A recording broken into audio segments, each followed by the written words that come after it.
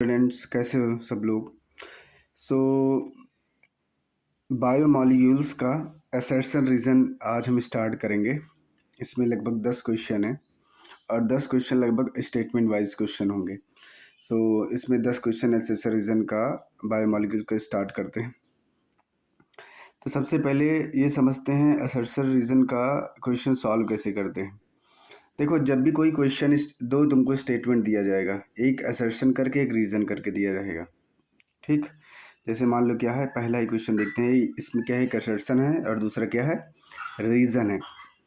Assertion में क्या है, असर्शन में जनरली तुमको कुछ स्टेटमेंट दिया रहेगा और रीज़न में भी तुमको कुछ स्टेटमेंट दिया रहेगा। इसमें पहले तुमको देखना है, असर्शन को देखना है कि पहले देखो कि असर्शन ट्रू है या फॉल्स है। पूरे स्टेटमेंट को पढ़ो और स्टेटमेंट के हिसाब से देखो कि ये ट्रू है कि फॉल्स है।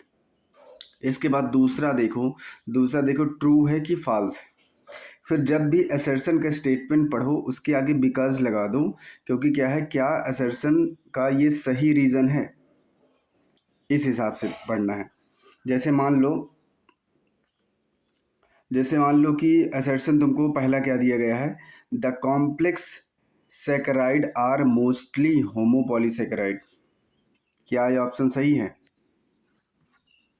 होमोपॉलीसैकेराइड, हाँ बिल्कुल सही बात है कि क्या है, द कॉम्प्लेक्स पॉलीसैकेराइड क्या है, एक होमोपॉलीसैकेराइड है। तो असर्शन यहाँ पे क्या हो जाएगा, ट्रू हो जाएगा। अब इसके बाद देखना है हमको रीज़न क्या ट्रू है कि फॉल्स है पहले। इसके बाद देखना है, they have as building block like क्या है, amino acids, amino sugar and chemically modified sugar.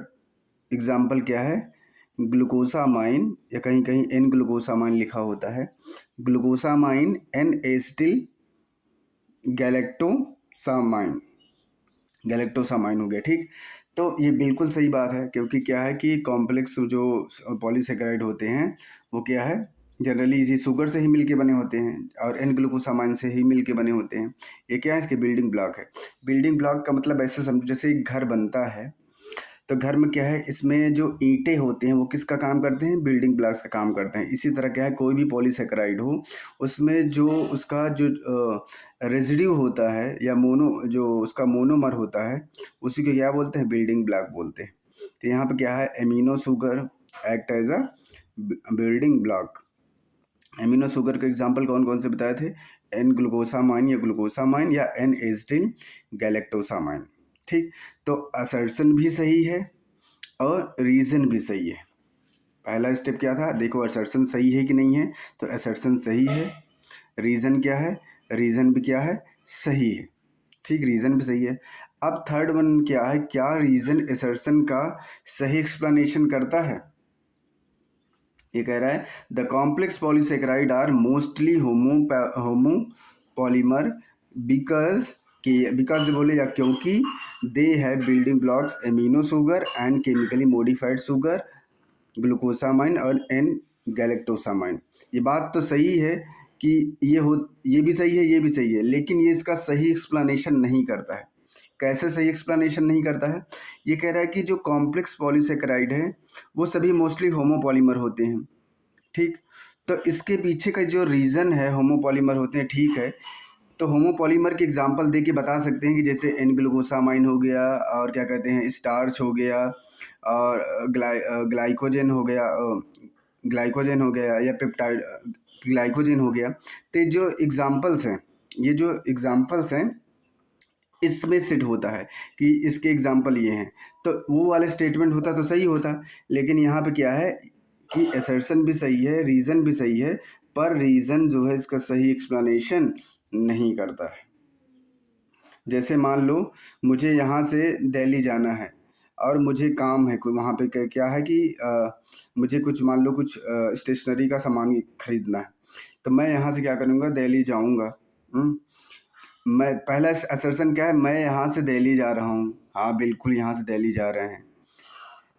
ठीक, दूसरा क्या है कि मैं रीज़न क्या है, रीज़न क्या है, वहाँ से स्टेशनरी का मैं सामान खरीदने जा रहा हूँ।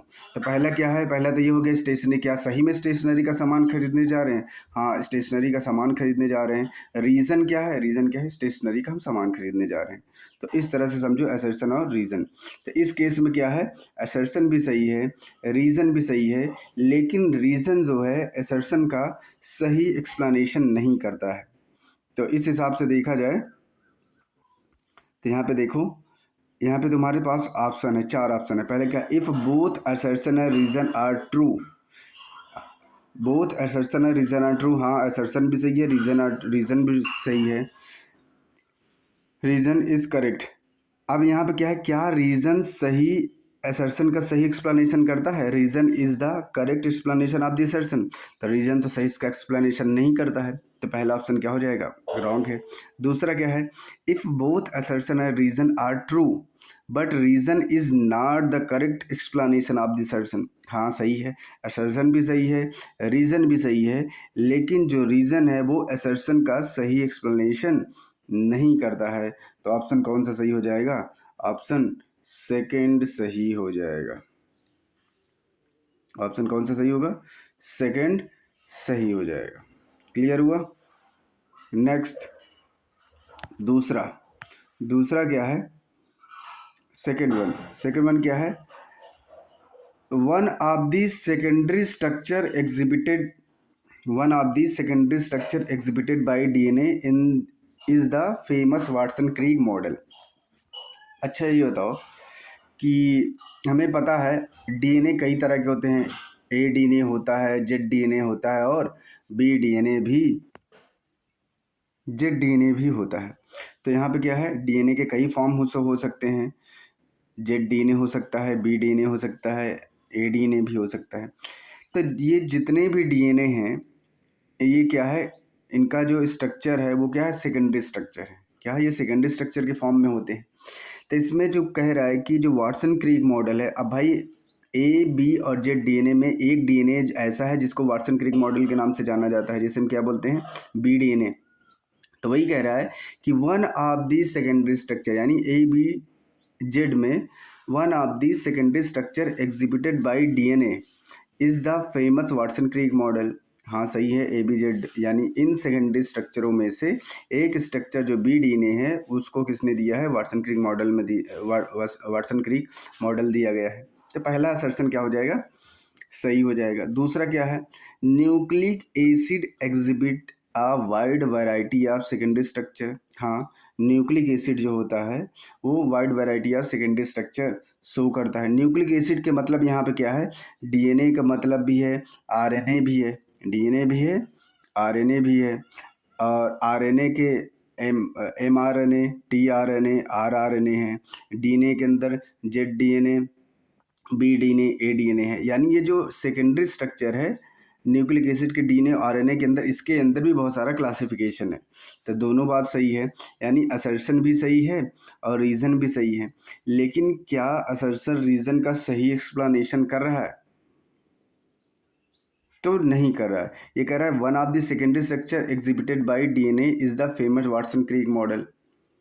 ठीक, तो उसमें से कह रहे हैं वाटसन क्रिक मॉडल इसको इसमें से एक है, क्योंकि इसमें तुरंत लगाओ क्योंकि, या रीज़न लगाओ क्योंकि बी डीएनए यहाँ पे क्या है, क्योंकि B DNA Watson Crick model के थ्रू क्या है, एक्सप्लेन किया गया है, इसलिए इसको बी वाटसन क्रिक मॉडल बोला गया। तो ये स्टेटमेंट तो यहाँ पे है नहीं, ये क्या है, जस्ट असर्शन एक इंडिविजुअल स्टेटमेंट हो गया, रीज़न भी एक क्या हो गया, इंडिविजुअल स्टेटमेंट हो गया, लेकिन दोनों स्टेटमेंट क्या है, सही है। तो असर्शन भी सही है, रीज़न भी सही है, लेकिन रीज़न क्या है, इसका सही एक्सप्लेनेशन नहीं करता है। ठीक, सो यहाँ पे क्या हो जाएगा, ऑप्शन कौन सा सही हो जाएगा, ऑप्शन यहाँ पे कौन सा सही होगा, सेकंड सही होगा। क्या सही होगा, सेकंड सही होगा। If both assertion and reason are true but reason is not the correct explanation of the assertion. ठीक, ये क्या हो जाएगा, ये सही ऑप्शन हो जाएगा। तो यहाँ पे क्या हो जाएगा, सेकंड हो जाएगा। नाउ थर्ड, थर्ड देखो क्या कहता है, थर्ड को भी पहले असर्शन और रीज़न दोनों को समझो, ये सही है या गलत है, देन उसका एक्सप्लेनेशन समझा जाएगा। तो असर्शन क्या है? All the biomolecules have a turnover. क्या सारे बायोमोलिक्यूल्स का टर्नओवर होता है? तो सबसे पहले यहाँ पे समझो टर्नओवर होता क्या है। टर्नओवर जैसे ऐसे समझो, जैसे हमारी बॉडी है, बॉडी के अंदर सेल है, सेल के अंदर बहुत सारे मेटाबॉलिज्म हो रहा है सेल के अंदर। मेटाबॉलिज्म को दो पार्ट में डिवाइड किए थे, कैटाबॉलिज्म, एनाबॉलिज्म। कैटाबॉलिज्म मतलब कुछ बायोमोलिक्यूल्स टूट रहे हैं और कुछ बायोमोलिक्यूल्स बढ़ रहे हैं, यानी बॉडी के सेल के अंदर हमेशा क्या है, हर टाइम क्या है, कुछ मॉलिक्यूल्स बन रहा है और कुछ मॉलिक्यूल्स टूट रहा है। जो मॉलिक्यूल्स बन रहा है वो उसका प्रोडक्ट हो जाएगा, और जो मॉलिक्यूल्स यूज़ हो रहा है वो क्या है, उसका क्या हो जाएगा, सबस्ट्रेट हो जाएगा। तो यानी क्या है कि हर समय कोई ना कोई मॉलिक्यूल्स किसी ना किसी सबस्ट्रेट के थ्रू क्या हो रहा है, प्रोड्यूस हो रहा है। या ऐसे कह सकते हो कि हर बायोमॉलिक्यूल्स सबस्ट्रेट का भी काम कर रहा है और प्रोडक्ट का भी काम कर रहा है। यानी जब कोई मॉलिक्यूल्स बन रहा है तो सबस्ट्रेट का काम कर रहा है, और जब वही बायोमॉलिक्यूल्स किसी के साथ किसी एंजाइम के साथ या किसी रिएक्शन में पार्टिसिपेट करके कोई तीसरा मॉलिक्यूल्स बना रहा है, तो वहाँ पे वो किसका काम कर रहा है, सबस्ट्रेट का काम कर रहा है। समझ में आया? यानी कोई मॉलिक्यूल्स बन रहा है तो प्रोडक्ट का काम कर रहा है, और वही मॉलिक्यूल्स अगर किसी रिएक्शन में पार्टिसिपेट करके कोई तीसरा बायोमॉलिक्यूल्स बना रहा है तो प्रोडक्ट का काम कर रहा है। तो यहाँ पे क्या है, all biomolecules have a turnover. हाँ, सभी के पास टर्नओवर होता है। टर्नओवर का मतलब होता है कितना प्रोडक्शन हुआ कितने टाइम के अनुसार। यानी जैसे 5 मिनट में इतना प्रोडक्ट बना, 6 मिनट में इतना प्रोडक्ट बना, यानी प्रोडक्ट प्रोड्यूस पर ओवर द या ओवर द टाइम। तो ये वाला सही है कि all biomolecules have a turnover. हाँ, बिल्कुल सही बात है, टर्नओवर है। टर्नओवर की क्यों है? क्योंकि मेटाबॉलिज्म की वजह से, कैटाबॉलिज्म और एनाबॉलिज्म की वजह से। अगर ये टर्नओवर नहीं होगा, मेटाबॉलिज्म नहीं होगा, मतलब लाइफ संभव है ही नहीं। तो असर्शन सही है। रीज़न क्या है? They are constantly being change into some other biomolecules and also made from some other biomolecules made from some other biomolecules. They are constantly being change. Constantly मतलब क्या है, बायोमॉलिक्यूल्स क्या कॉन्स्टेंटली चेंज हो रहा है? हाँ, बिल्कुल हो रहा है, क्योंकि वो बायोमॉलिक्यूल्स किसी ना किसी माध्यम से बन रहा है, और वही बायोमॉलिक्यूल्स थोड़ी देर में किस में चेंज हो रहा है, किसी और बायोमॉलिक्यूल्स में चेंज हो रहा है। तो they are constantly being changed, हाँ चेंज हो रहा है, इनटू किस में हो रहा है, सम अदर बायोमॉलिक्यूल्स। हाँ बिल्कुल, सम अदर बायोमॉलिक्यूल्स में चेंज हो रहा है, और वो जो सम अदर बायोमॉलिक्यूल्स है वो भी क्या हो रहा है, वो भी किसी अदर बायोमॉलिक्यूल्स में चेंज हो रहा है। फिर वो जो अब बायोमॉलिक्यूल्स बनेगा वो भी किसी अदर बायोमॉलिक्यूल्स के अंदर चेंज होगा। And also made from some other biomolecules, और वो क्योंकि उसको पहले बायोमॉलिक्यूल से बना होगा ना, तो ये हो जाएगा। तो असर्शन भी सही है और रीज़न भी सही है। अब क्या रीजन्स असर्शन का एक्सप्लेनेशन कर पा रहा है? ये क्या, ऑल बायोमॉलिक्यूल्स है बट टर्नओवर। और टर्नओवर इसीलिए होता है क्योंकि क्या है, लगातार ये क्या है, जो बायोमॉलिक्यूल्स बन रहे हैं फिर चेंज हो रहे हैं, बन रहे हैं फिर चेंज हो रहे हैं, बन रहे हैं फिर चेंज हो रहे हैं, तो इसी को क्या बोलते हैं, इसी को बोलते हैं चेंजेस, यानी टर्नओवर बोलते हैं। तो असर्शन और रीज़न सही है, और रीज़न क्या है, असर्शन का सही एक्सप्लेनेशन करता है, इसी को क्या बोलते हैं, टर्नओवर। तो इसमें ऑप्शन कौन सा सही होगा? ऑप्शन यहाँ पे क्या होगा, फर्स्ट क्या हो जाएगा, सही हो जाएगा। If both assertion and reason are true, and reason is the correct explanation of the assertion. Third सही समझ में आया? समझ में आया हो तो यहाँ पे क्या है, यहाँ पे मान लो क्या है, कोई ए बायोमॉलिक्यूल है, ठीक, ये किसी बी बायोमॉलिक्यूल से मिलके क्या है, कोई सी बायोमॉलिक्यूल बनाया। अब ये जो सी बायोमॉलिक्यूल है ये किसी डी बायोमॉलिक्यूल से मिलके कोई ई बायोमॉलिक्यूल बनाया। अब ये जो ई बायोमॉलिक्यूल है ये कोई एफ बायोमॉलिक्यूल से मिलके क्या बनाया, जी बनाया। अब ये जी बायोमॉलिक्यूल है ये एच बायोमॉलिक्यूल से क्या बनाएगा, आई बनाएगा। ऐसे क्या है, लगातार ऐसे चलता रहेगा, ठीक। या ऐसे भी हो सकता है कि आई बायोमॉलिक्यूल जे बायोमॉलिक्यूल से मिलकर क्या बना देगा, ए बना देगा। तो इसको क्या बोलते हैं कि वही जो बन रहा है कुछ मिल के कुछ और बना रहा है। इसको क्या बोलते हैं? टर्नओवर बोलते हैं। बाकी जब इस चैप्टर के बारे में और पढ़ाया जाएगा तो इसमें सब क्लियर हो जाएगा एंजाइम के अंदर। ठीक, नेक्स्ट फोर्थ वन क्या कहता है? Cofactor play a crucial role in catalytic activity of the enzyme. हमें पता है कि देखो कोई भी एंजाइम होता है वो केवल प्योर प्रोटीन से मिलकर नहीं बना होता है। कॉम्प्लेक्स एंजाइम वो क्या होता है? वो प्रोटीन किससे? वो protein plus cofactor, protein plus cofactor से मिलके बना होता है। कोफैक्टर क्या हो सकता है? ऑर्गेनिक कंपाउंड भी हो सकता है और कोई मेटल भी हो सकता है। ठीक, क्लियर हुआ? कोफैक्टर को 3 पार्ट में डिवाइड किया गया है: coenzyme, metal and prosthetic group. Prosthetic group का एग्जांपल यहाँ पे हीम ग्रुप हो सकता है। तो यहाँ पे क्या है? तो यहाँ पे एक फार्मूला होता है। फार्मूला क्या होता है? Holo enzyme. क्या है? Holo enzyme. मतलब वो होलो एंजाइम को क्या बोलते हैं? कॉम्प्लेक्स एंजाइम बोलते हैं। होलो एंजाइम इक्वल टू क्या होता है? Apoenzyme. क्या होता है? Apo enzyme.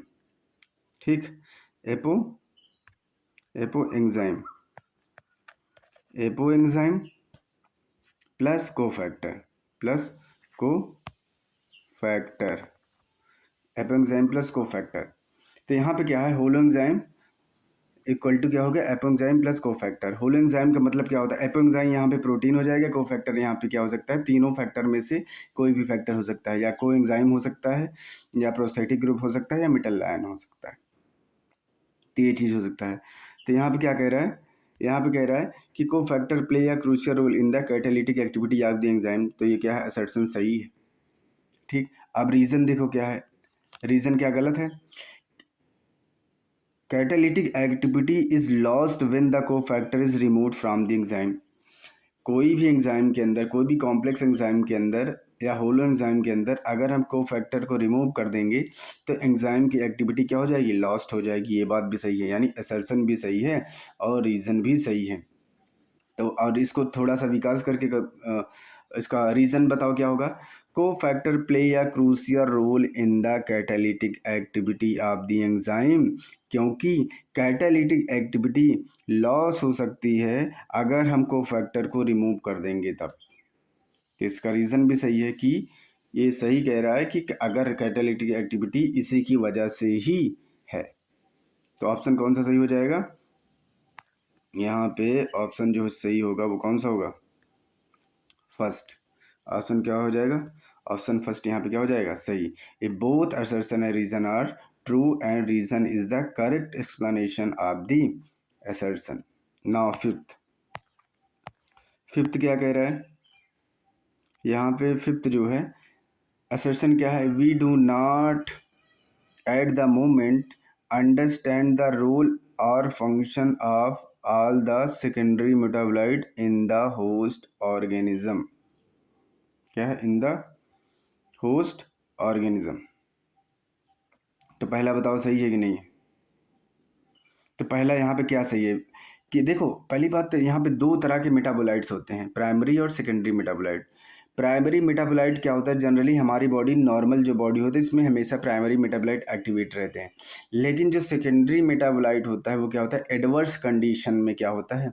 वो एक्टिवेट होते हैं। तो वही क्या कह रहा है? We do not at the moment understand the role और फंक्शन ऑफ द।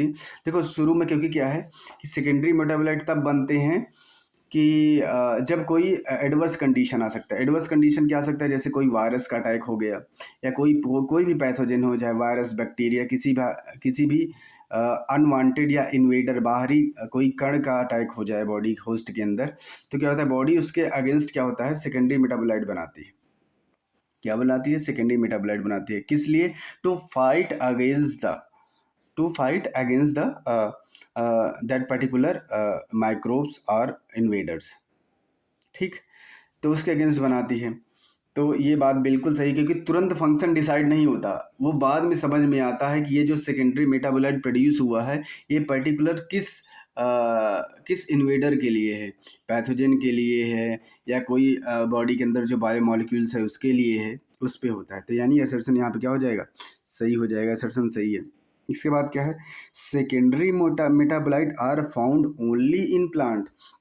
तो ऐसा नहीं है, केवल प्लांट में ही नहीं पाया जाता, अदर ऑर्गेनिज्म में भी पाया जाता है। तो रीज़न यहाँ पे क्या हो जाएगा, यहाँ पे रीज़न हो जाएगा फॉल्स। तो असर्शन सही, रीज़न गलत।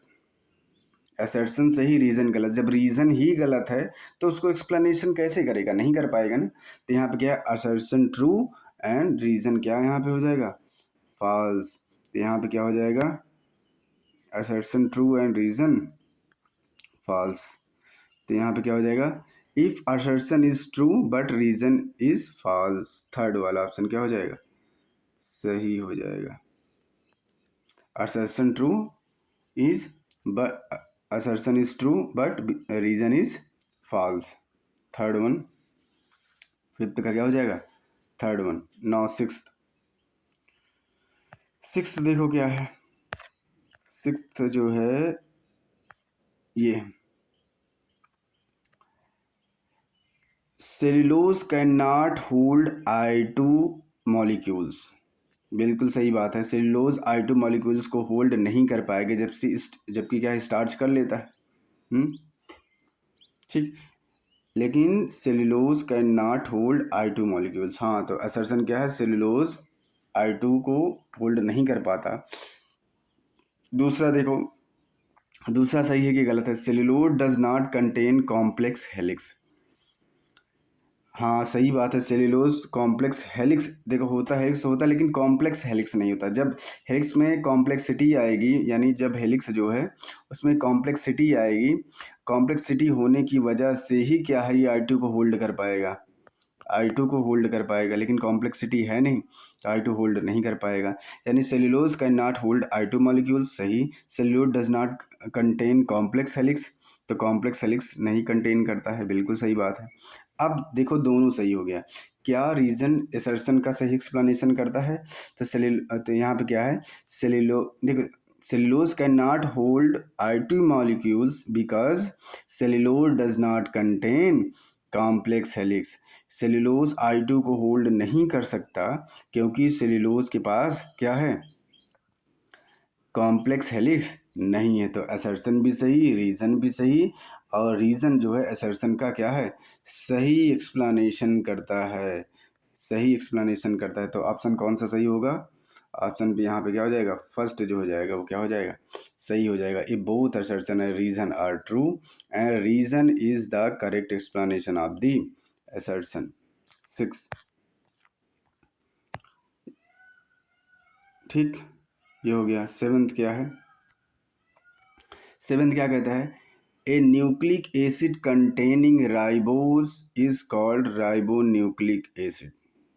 बिल्कुल, राइबोज शुगर होता है, हमें पता है राइबोज शुगर क्या है, इसका स्ट्रक्चर क्या है, इसका स्ट्रक्चर क्या है, HOH HOH HOH, यहाँ पे क्या हो जाएगा, CH2OH और H हो जाएगा। ये क्या है, राइबोज शुगर है।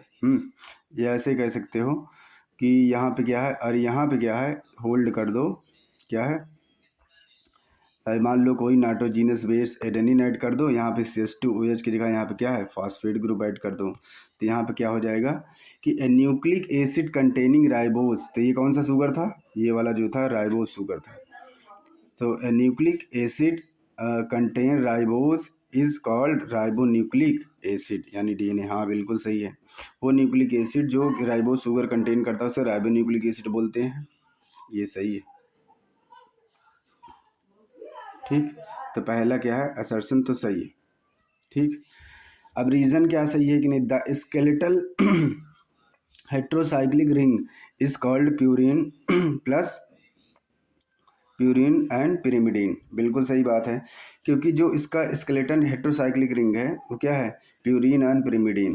प्यूरिन के अंदर क्या है, पिरिमिडीन के अंदर साइटोसिन, यूरासिल और थायमीन है, इसके अंदर क्या है, A और G है। ये क्या है, हेट्रोसाइक्लिक रिंग्स है। Heterocyclic ring. और हेट्रोसाइक्लिक रिंग यहाँ पे स्केलेटल क्यों बोला है? क्योंकि किसी भी डीएनए या आरएनए का जो स्केलेटन बनता है, जो उसका ढांचा बनता है, किसकी वजह से? इसके बीच में बॉन्डिंग, यानी कि इसका ये जो प्यूरिन और pyrimidine है नाइट्रोजिनस बेस, इसी की वजह से ही तो बनता है। तो ये जो स्केलेटल हेट्रोसाइक्लिक रिंग है, क्या है? Heterocyclic ring called purine and pyrimidine। तो रीजन भी यहाँ पे क्या हो जाएगा? रीज़न भी यहाँ पे क्या हो जाएगा? सही हो जाएगा, यानी असर्शन भी सही, रीज़न भी सही। क्या इसका ये सही एक्सप्लेनेशन करता है? सही एक्सप्लेनेशन नहीं करता है, क्योंकि ये न्यूक्लिक एसिड का ये जो फैक्ट है ये अलग है और ये अलग है।